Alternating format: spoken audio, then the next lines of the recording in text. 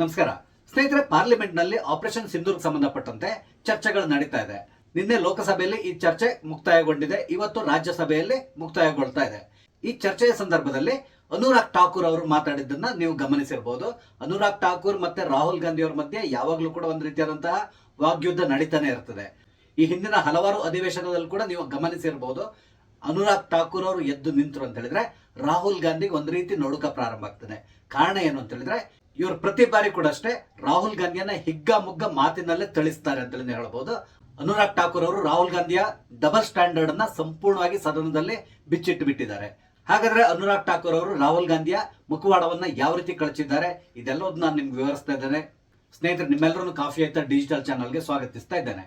ಸ್ನೇಹಿತರೆ, ಹಿಮಾಚಲ ಪ್ರದೇಶದ ಸಂಸದರಾದಂತಹ ಅನುರಾಗ್ ಠಾಕೂರ್ ಅವರು ಯಾವುದೇ ಸಂದರ್ಭದಲ್ಲಿ ಸದನದಲ್ಲಿ ಮಾತಿಗೆ ಎದ್ದು ನಿಂತರು ಅಂತ ಹೇಳಿದ್ರೆ ರಾಹುಲ್ ಗಾಂಧಿಗೆ ಒಂದ್ ರೀತಿ ನಡುಕ ಪ್ರಾರಂಭ ಆಗ್ತದೆ. ಯಾಕಂದ್ರೆ ಪ್ರತಿ ಬಾರಿ ಕೂಡ ಅಷ್ಟೇ ರಾಹುಲ್ ಗಾಂಧಿಯನ್ನ ಇವರು ಟಾರ್ಗೆಟ್ ಮಾಡ್ಕೊಂಡಿರ್ತಾರೆ. ಹಾಗೇನೆ ರಾಹುಲ್ ಗಾಂಧಿಯ ಬಗ್ಗೆ ಹಲವಾರು ಹೊಸ ವಿಷಯಗಳನ್ನು ಕೂಡ ಇವರು ಹೊರಗೆ ತರ್ತಾರೆ. ಈ ಹಿಂದೆ ಒಮ್ಮೆ ನೋಡಿರ್ಬಹುದು ನೀವು, ಜಾತಿ ಸಂಬಂಧಪಟ್ಟಂತೆ ಒಂದು ಚರ್ಚೆ ನಡೀತಾ ಇತ್ತು. ಆ ಸಂದರ್ಭದಲ್ಲಿ ಅನುರಾಗ್ ಠಾಕೂರ್ ಅವರು ನೇರವಾಗಿ ರಾಹುಲ್ ಗಾಂಧಿ ಅವ್ರನ್ನ ಪ್ರಶ್ನೆ ಮಾಡಿದ್ರು, ನಿಮ್ಮ ಜಾತಿ ಯಾವುದು, ಅದನ್ನ ಮೊದಲು ನೀವು ಡಿಸ್ಕ್ಲೋಸ್ ಮಾಡಿ ಅಂತ ಹೇಳ್ಕೊಂಡು. ಇದಕ್ಕೆ ಸಂಬಂಧಪಟ್ಟಂತೆ ಕೊನೆಗೆ ಅಖಿಲೇಶ್ ಯಾದವ್ ಅವರು ಅಬ್ಜೆಕ್ಷನ್ ಕೂಡ ಮಾಡಿದ್ರು.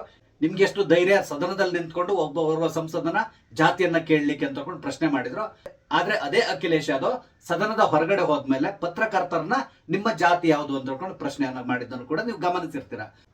ಈಗ ಮುಖ್ಯ ವಿಷಯಕ್ಕೆ ಬರೋದಾದ್ರೆ ಆಪರೇಷನ್ ಸಿಂಧೂರ್ಗೆ ಸಂಬಂಧಪಟ್ಟಂತೆ ರಾಹುಲ್ ಗಾಂಧಿ ಅವರು ಇತ್ತೀಚಿನವರೆಗೂ ಕೊಟ್ಟಂತಹ ಎಲ್ಲಾ ಹೇಳಿಕೆಗಳನ್ನ ನೀವು ಗಮನಿಸಿದ್ದೀರಾ.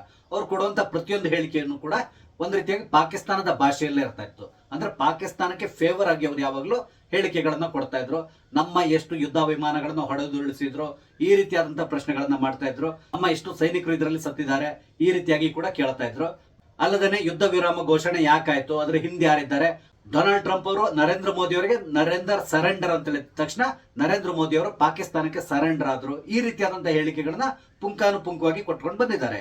ಈ ರೀತಿಯಾಗಿ ಯಾವಾಗಲೂ ಕೂಡ ಪಾಕಿಸ್ತಾನ ಮತ್ತು ಚೀನಾದ ಪರವಾಗಿ ಒಂದ್ ರೀತಿ ಮಾತಾಡ್ತಾ ಇದ್ದಂತಹ ರಾಹುಲ್ ಗಾಂಧಿ ಅವರಿಗೆ ಅನುರಾಗ್ ಠಾಕೂರ್ ಅವರು ಚೆನ್ನಾಗಿ ಚಾಟಿ ಬೀಸಿದ್ದಾರೆ. ಹಾಗಾದ್ರೆ ಅನುರಾಗ್ ಠಾಕೂರ್ ಅವರು ಯಾವ ರೀತಿಯಾಗಿ ಮಾತಾಡಿದ್ದಾರೆ ಅನ್ನೋ ಕುತೂಹಲ ಕೂಡ ನಿಮ್ಗೆ ಇರಬಹುದು.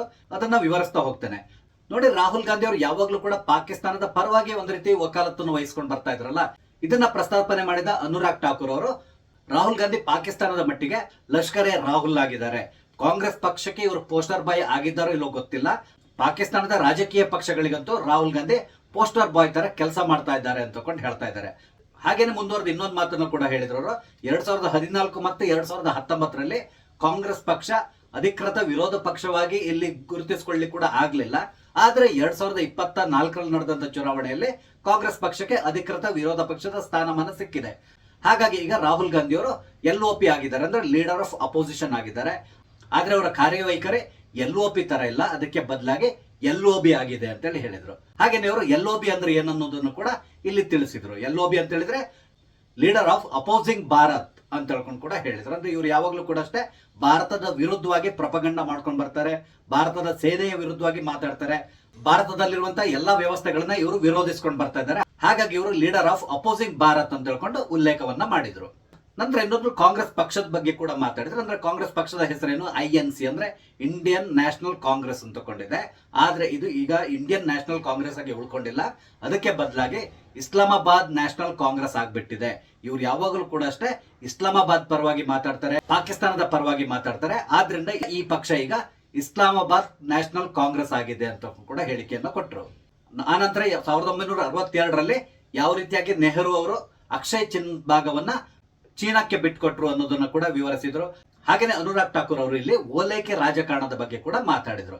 ಈ ಓಲೈಕೆಯಿಂದಾಗೆ ಬಹಳಷ್ಟು ಸಮಸ್ಯೆ ಉಂಟಾಗ್ತಾ ಇದೆ. ಪೆಹಲ್ಗಾಮ್ ಘಟನೆ ನಡೆದ ದಿನದಿಂದ ಇಲ್ಲಿವರೆಗೂ ಕೂಡ ಕಾಂಗ್ರೆಸ್ ಪಕ್ಷದ ಒಬ್ಬರು ನಾಯಕರು, ಅಥವಾ ರಾಹುಲ್ ಗಾಂಧಿ ಇರ್ಬೋದು ಅಥವಾ ಪ್ರಿಯಾಂಕಾ ವಾದ್ರಾ ಇರ್ಬೋದು, ಹಾಗೆ ಬೇರೆ ಬೇರೆ ನಾಯಕರು ಒಂದಲ್ಲ ಒಂದು ಕಡೆಯಲ್ಲಿ ಈ ಪೆಹಲ್ಗಾಮ್ ಘಟನೆ ಬಗ್ಗೆ ಹೇಳ್ತಾರೆ. ಅಲ್ಲಿ ದಾಳಿಕೋರರು 26 ಜನರನ್ನ ಕೊಂದ್ರು ಅಂತ ಹೇಳಿ ಹೇಳ್ತಾರೆ.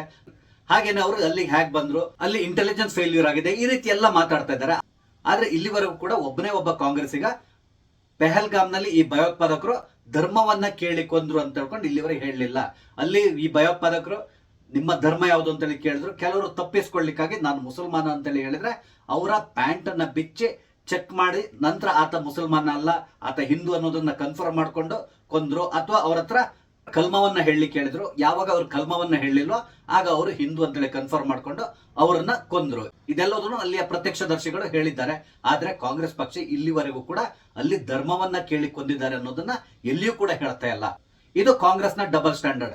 ಯಾಕಂತ ಹೇಳಿದ್ರೆ ಒಂದ್ ವೇಳೆ ಅಲ್ಲಿ ಧರ್ಮವನ್ನ ಕೇಳಿ ಕೊಂದಿದ್ದಾರೆ ಅಂತ ಹೇಳಿದ್ರೆ ಮುಸಲ್ಮಾನರಿಗೆ ಬೇಸರ ಆಗ್ಬಹುದು. ಆದ್ರಿಂದಾಗಿ ಇವರು ಯಾವತ್ತೂ ಕೂಡ ಏನ್ ನಡೆದಿದೆ ಅನ್ನೋ ಸತ್ಯವನ್ನ ಇವರು ಎಲ್ಲಿಯೂ ಹೇಳಲಿಕ್ಕೆ ಹೋಗಲ್ಲ. ಅದಕ್ಕೆ ಬದಲಾಗಿ ಕೇವಲ ಭಯೋತ್ಪಾದಕರು 26 ಜನರನ್ನು ಕೊಂದಿದ್ದಾರೆ ಅಂತ ಹೇಳ್ತಾರೆ ಹೊರತು ಸತ್ತವರೆಲ್ಲರೂ ಹಿಂದೂಗಳು ಅಂತೇಳಿ ಇವ್ರು ಎಲ್ಲಿಯೂ ಹೇಳಲಿಕ್ಕೆ ಹೋಗಲ್ಲ ಅಂತ ಹೇಳ್ಕೊಂಡು ಕೂಡ ಅನುರಾಗ್ ಠಾಕೂರ್ ಅವರು ಹೇಳಿದ್ರು. ಈ ವಿಷಯಕ್ಕೆ ಸಂಬಂಧಪಟ್ಟಂತೆ ನಮ್ಮ ಕರ್ನಾಟಕದಲ್ಲಿರುವಂತಹ ಹಲವಾರು ಕಾಂಗ್ರೆಸ್ ನಾಯಕರು ಕೂಡ ಇದನ್ನೇ ಹೇಳಿದ್ದಾರೆ. ಇಲ್ಲ, ಅಲ್ಲಿ ಧರ್ಮವನ್ನ ಕೇಳಿ ಕೊಂದಿಲ್ಲ, ಅದಕ್ಕೆ ಬದಲಾಗಿ ಅವರು ರ್ಯಾಂಡಮ್ ಆಗಿ ಕೊಂದಿದ್ದಾರೆ ಅಂತ ಹೇಳಿದ್ದಾರೆ. ಆದ್ರೆ ಅಲ್ಲಿ ಆಕಸ್ಮಿಕವಾಗಿ ಸತ್ತವರೆಲ್ಲರೂ ಹಿಂದೂಗಳಾಗಿದ್ದಾರೆ ಅಂತ ಕೂಡ ಹೇಳಿದ್ದಾರೆ.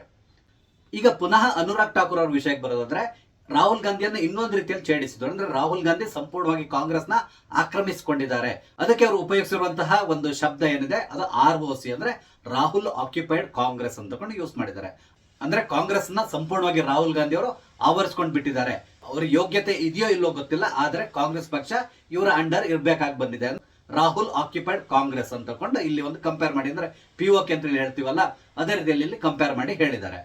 ಒಟ್ಟಾರೆಯಾಗಿ ತಮ್ಮ ಭಾಷಣದ ಉದ್ದಕ್ಕೂ ಕೂಡ ರಾಹುಲ್ ಗಾಂಧಿಯನ್ನ ತುಂಬಾ ಚೆನ್ನಾಗಿ ತಿವಿತಾನೆ ಬಂದ್ರು ಅನುರಾಗ್ ಠಾಕೂರ್ ಅವರು. ಇದೇನು ಮೊದಲ ಬಾರಿ ಅಲ್ಲ, ಪ್ರತಿ ಬಾರಿ ಕೂಡ ಅಷ್ಟೇ ಅನುರಾಗ್ ಠಾಕೂರ್ ಅವರು ಭಾಷಣ ಗೆದ್ದು ನಿಂತರು ಅಂತ ಹೇಳಿದ್ರೆ ನಮ್ಗೆಲ್ರಿಗೂ ಒಂದು ಕುತೂಹಲ ಇರ್ತದೆ.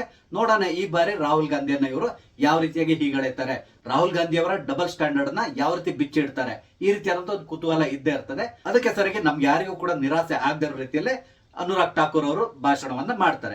ಅದೇ ರೀತಿಯಲ್ಲಿ ಈ ಬಾರಿ ಕೂಡ ಅನುರಾಗ್ ಠಾಕೂರ್ ಅವರು ತುಂಬಾ ಚೆನ್ನಾಗಿ ಭಾಷಣವನ್ನ ಮಾಡಿದ್ದಾರೆ. ಸ್ನೇಹಿತರೆ, ಅನುರಾಗ್ ಠಾಕೂರ್ ಅವರು ಲೋಕಸಭೆಯಲ್ಲಿ ಮಾಡಿರುವಂತಹ ಈ ಭಾಷಣದ ಬಗ್ಗೆ ನಿಮ್ಮ ಅಭಿಪ್ರಾಯಗಳನ್ನ ಕೂಡ ಕಮೆಂಟ್ ಮುಖಾಂತರ ತಿಳಿಸಿ. ಅಂದ್ರೆ ಅವ್ರು ಹೇಳಿದ್ ಸರಿ ಇದೆಯಾ ಅಥವಾ ಅತಿ ಆಯ್ತು ಅನಿಸ್ತದ, ಯಾವುದನ್ನು ಕೂಡ ನೀವು ಕಮೆಂಟ್ ಮುಖಾಂತರ ತಿಳಿಸಿ.